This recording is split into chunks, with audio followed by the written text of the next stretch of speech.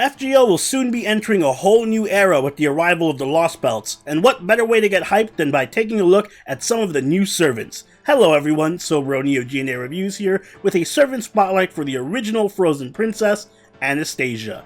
We'll be examining her stats and skills, as well as going over pointers on how to utilize her effectively, and an overall grade, comparing her to how she stacks up to the other 5-star servants. Now, let's take a look at Ana's stats. Anastasia has a max HP of 14,259 and a max attack of 10,546, although due to her caster class modifier, her true attack is closer to 9,491. As a caster, she has slightly above average HP, but when it comes to damage, her attack ranks very low. Funny enough, Anastasia, Merlin, Waver, Tamamo, and Da Vinci all share nearly identical stat lines. And just like with those other 4 servants, when compared to the 5-star servants as a whole, Anastasia has very high HP, but well below average attack. Anastasia's stat spread heavily favors HP and defense over damage, which makes her better suited for support and utility than offense. Taking a look at her skills, her first skill is Mystic Eyes of Clairvoyance, rank D. It applies Ignore Invincibility for 1 turn, and increases her own arts card effectiveness for 1 turn between 30 and 50% depending on level, and also decreases the debuff resist of 1 enemy for 1 turn between 50 and 100%, also depending on level. Her second skill is Frostbite Charisma rank B, which increases the attack of all allies and decreases the attack of all enemies for 3 turns, both between 10 and 20% depending on level. And finally, her last skill is Shivibzik, rank B, which increases her own NP gauge between 30 and 50% depending on level, and has a low chance to inflict stun on 1 enemy between 40 and 60%, also depending on level. For passives, Anastasia has Territory Creation rank EX, which increases her arts card effectiveness by 12%, and Fairy Contract rank A, which increases her debuff resist and debuff success rate by 10%. As for her deck and Noble Phantasm, Anastasia has an Arts deck with Quick Arts Buster and an Arts Noble Phantasm. Her Noble Phantasm VVV deals heavy damage to all enemies with between a 450% and 750% damage modifier, depending on level. It also increases their defense for 3 turns between 20 and 40%, depending on overcharge, and inflicts Skill Seal for 1 turn. Taking a closer look at her cards, we see that her Quick card hits 4 times, her Arts hits 3 times, her Buster hits 3 times, and her Extra attack hits 5 times. She has an NP gain rate of 0.51% and a star rate of 10.8%. This translates into some good NP gain, mostly due to her high hit counts and high ranking territory creation. Unfortunately though, her star generating is just about average due to only having 1 Quick card. When it comes to the caster class, it can be hard for a servant to stand out, given how much competition there is. This is doubly so if you're a support caster. However, despite the deck being stacked against her, Anastasia still manages to be an impressively versatile servant. Her stats are exactly in line with the major support casters, meaning she's quite tanky and her overall NP gain is good thanks in large part to her passive and heavily stacked arts deck. Anastasia also packs a number of unique and powerful skills. Mystic Eyes of Clairvoyance is a mana burst on steroids, providing not only a 50% buff to arts cards, but also invincibility pierce and a massive debuff resist down. The arts buff is a nice steroid for both her NP damage and NP gain for a turn, allowing her to easily NP multiple times in a battle and deal some solid damage. While the free invincibility pierce is also an excellent ability to have for any kind of boss fight or challenge quest. The debuff resist down is also a major asset because it combos very well with one of her other skills, and it also enables other servants to very easily land stuns, NP seals, charms, and any other kind of debuff, making it perfect for setting up stall teams. Speaking of stall, Anastasia features a stun of her own in her third skill, Shivibzik. This skill has a low accuracy stun and a massive Noble Phantasm battery. Despite the stun only having a 60% chance of landing, it actually hits fairly consistently if you use Mystic Eyes first for that heavy debuff resist down, which makes this stun pretty reliable. But more important is the 50% NP charge. It's ideal for farming and for Noble Phantasming potentially on back-to-back turns for the extra DPS. This is an extremely versatile skill that can be used offensively for NP spam or defensively for a stun whenever the situation calls for it. Her final skill, Frostbite Charisma, can also be used both defensively and offensively, as it both bolsters your party's attack by 20% and lowers the enemy's attack by 20%. Again, this skill works very well in a lot of stall teams due to having very high uptime and a short cooldown, and it can also do well in offensive arts teams for pumping up the party's overall damage consistently. Skill priority for Anastasia is highly flexible, but I do suggest going for Charisma first, followed by Mystic Eyes, and then your NP charge if you're planning to use her as a support.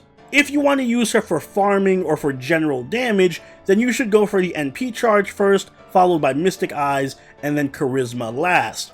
All three of these skills are pretty amazing, so you really can't go wrong. Aside from her skills, Anastasia also packs good utility in her Noble Phantasm. It's an AoE arts attack that also lowers enemy defense and inflicts skill seal.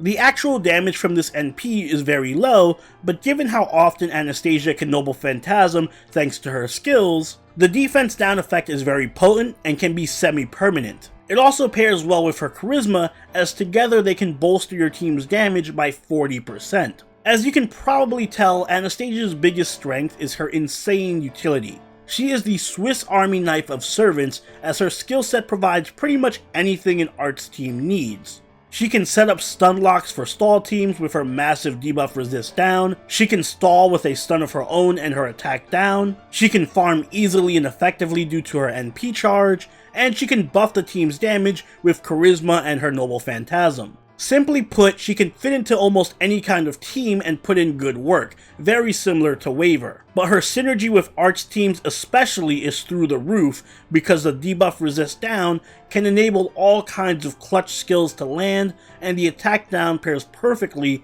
with defense buffs and other attack down debuffs that many art servants provide. Anastasia does still have her fair share of downsides though. For one thing, her damage is abysmal, which does impact her ability to farm some stronger enemies. Also, despite her wide range of skills, she does lack any real hard defense like a Guts or an Invincibility, which both makes her a soft target and makes her unable to defend the party from enemy Noble Phantasms, the way that some other top tier supports can. And finally, she has the issue of being a jack of all trades and master of none. On her own, Anastasia doesn't provide anything game-changing, and many other specialized servants can fill the roles better. But what makes Anastasia special is not what she can do by herself, but what she can enable other servants to do. And that's why team comp is especially important for maximizing her potential. As I mentioned, Anastasia is flexible enough to really fit onto any team and make it work. But where she really shines is in more debuff-reliant stall teams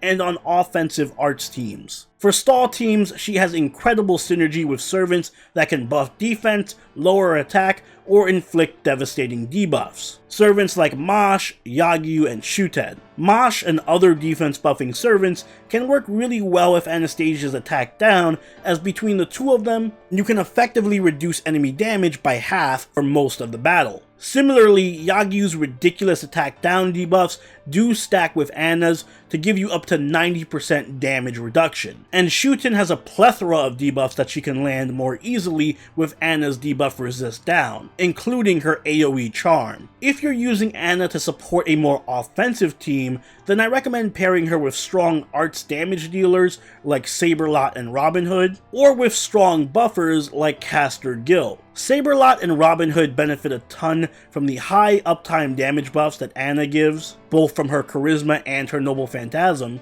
and Robin also has an attack down of his own that pairs very well with hers, while Gil's buffs all complement Anastasia's. So whether it's buffing damage, buffing defense, or buffing NP gain, they are a perfect match. Anastasia's Bondcraft Essence is OTMA. It buffs the party's arts and Noble Phantasm damage by 10%. This fits very well with her role as a support, and I do recommend using it if you're supporting an offensive team. Other craft essences that help Anastasia as a support include 2030, Fox Knight's Dream, Magical Girl of Sapphire, and Seaside Luxury. Seaside Luxury and 2030 are better for supporting crit servants like Saberlot, while NP gain boosting CEs are better for general damage dealers like Robin. If you're using Anastasia in a more defensive, stally team, then I recommend using CEs like Record Holder, Steel Training, Holy Shroud, or Bride Training. All of these allow you to live longer or land debuffs more consistently. And I should also mention that if you are using Anastasia as a farmer,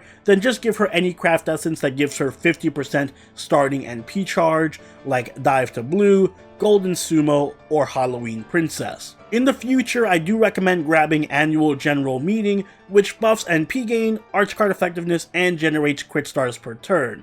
Excellent for supporting. Overall, Anastasia is an excellent high utility support. She is very balanced and can fit into nearly any team without issue. She has a huge toolkit that is fit for any situation, whether it be farming, stalling, or offense, and she herself makes for an excellent farming caster. Although you should keep in mind that her damage is on the low side, she also lacks any kind of real defense, which makes her vulnerable, and her jack-of-all-trades nature means that her buffs aren't as powerful as other, more specialized supports. So don't expect her to hard carry a team the way that Waver or Tamamo can. But if the worst thing I can say about you is that you're not as good as Waver or Tamamo, that means you're still pretty damn good. So Anastasia gets an A- from me. Anastasia is a very plug-and-play servant that can really bring out the best in any kind of arts team that she's in, and she's a lot like a 5-star version of Caster Gil. I do wish that she had some better defensive options, and her skills aren't quite as Looney Tunes bonkers as the other top-tier supports. But as a general support, she is excellent, and she can enable some sick strategies when paired with certain servants like Yagyu or Robin. And those are my thoughts on Anastasia. So rejoice, not only is she cute, but she's also a good servant too. If you're planning on rolling for her, then do let me know in the comments down below, and if you enjoyed this video, don't forget to leave a like and consider subscribing if you really enjoyed the video. Join the party over to our Discord, chill with us on Twitch, and follow us on Twitter. And I'll see you all in the next Servant Spotlight. Soberoni out. Later.